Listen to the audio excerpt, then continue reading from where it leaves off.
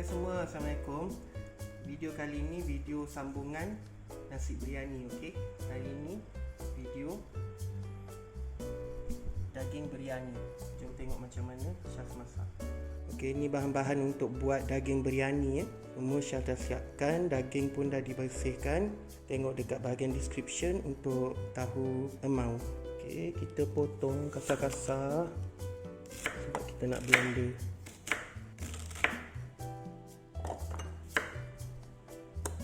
Bawang merah, halia, bawang putih. Okey, kita tutup.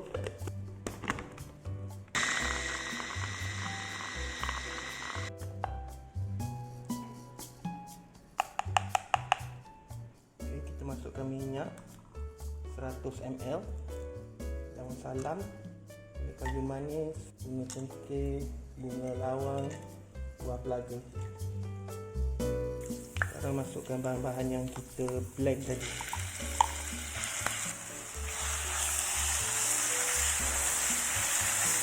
Nanti saya akan tuang dalam pressure cooker. Kalau korang tak ada pressure cooker, boleh masak dalam periuk yang lebih besar. Lepas tu masaklah sampai daging empuk dalam 1,5 jam. Hari ini saya gunakan daging top side. Sekarang kita boleh masukkan serbuk rempah biryani. Kat sini Syaz ada 5 sudu besar. Perlahankan api.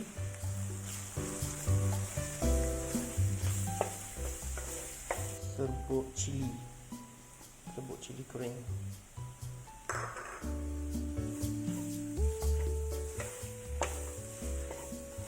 Lepas tu kita masukkan tomato puri. Sini ada 2 sudu besar tomato puri, 2 sudu besar sos tomato.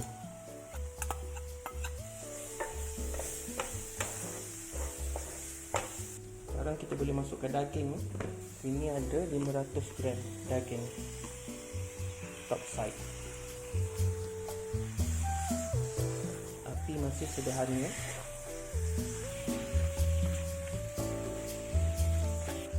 Lepas 5 minit kita boleh masukkan dalam pressure cooker.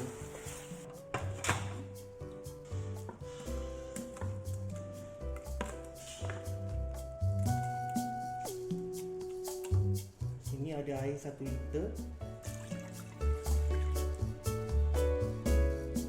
Pressure cooker ni ada function saute, boleh Syaz nak masak straight kat dalam ni, tapi nanti tak nampak pula dalam video kan, tak jelas sangat.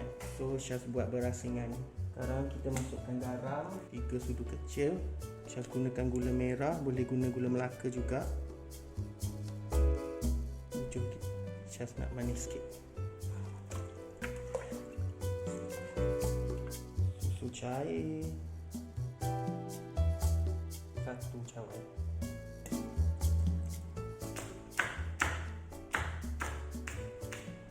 Hijau ni tak pedas ni.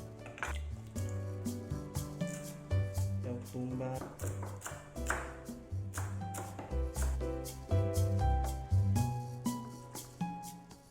Dan kita tutup.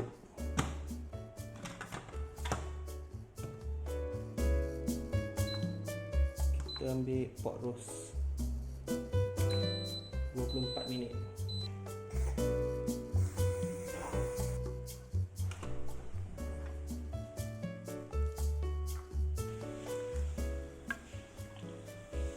Okay, sekarang daging dah empuk. Saya masukkan natural yogurt 2 sudu besar. Dan terus masak. Kita nak pekatkan kuah ni.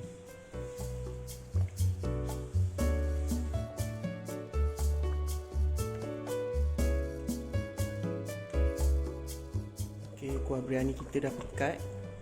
Bolehlah tutup api. Empuk daging ni.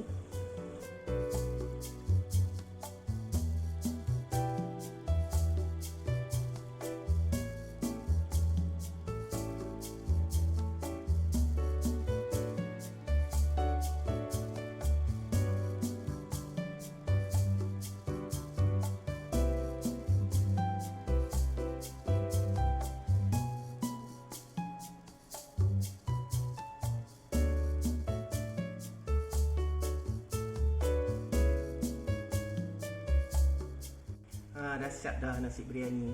Tengok. Chef nak makan ya. Jemput. Ini daging. Kuahnya dah pekat.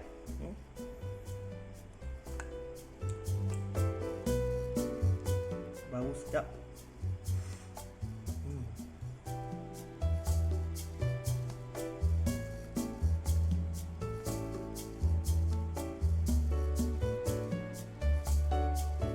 Bismillah.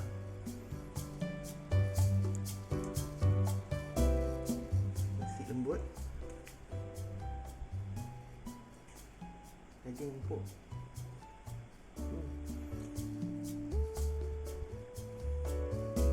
Ya.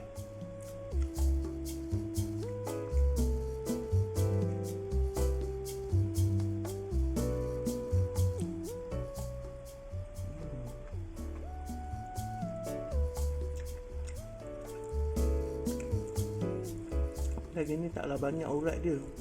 Tapi kalau ada urat pun dia dah jadi lembut. Saya suka juga lembik-lembik tu. Ingat nak goreng apa pedam tapi malas. Satu lagi. Betul sedap daging biryani ni saya tambah 1 sudu kecil garam daripada yang asal tadi. Sekarang perfect. Gula tu tak banyak, okey. 7 sudu kecil. Sedang elok je. Okey, terima kasih tengok video Syaz. Bye.